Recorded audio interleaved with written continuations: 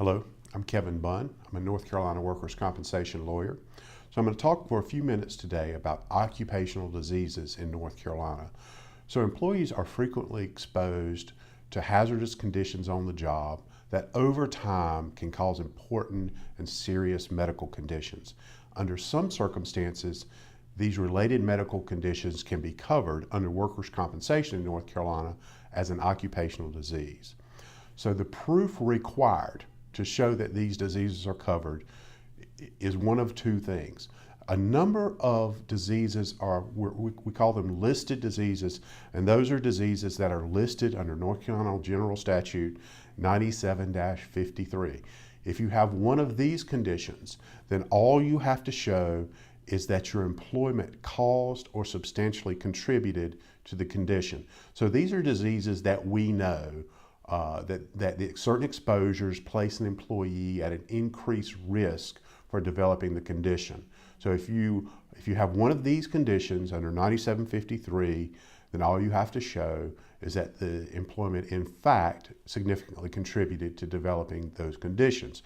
So the 9753 listed conditions are things like many poisonings such as anthrax, arsenic, zinc poisoning, manganese poisoning, as well as certain other conditions that we know are caused by sort of micro traumas in the workplace, such as bursitis and tenosynovitis. Also, certain lung conditions like asbestos and silicosis, we know those are closely associated with certain employment risk. So if you develop again one of these conditions, and you can show that your employment contributed to you developing the condition, then you can recover from workers' compensation in North Carolina.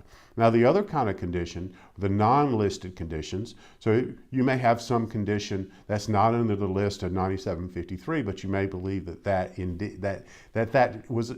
still should be covered by workers' compensation, and it may be. So those kinds of conditions, you just simply have to show two things. One, that your employment placed you at increased risk for developing the condition as opposed to the general public, and two, that your employment in fact substantially contributed to you developing the condition. So again, if it's not a condition listed under North Carolina General Statute 97-53, you have to show first that your employment placed you at an increased risk to developing the condition compared to the public at large, and second, that your employment in fact contributed to you developing that condition.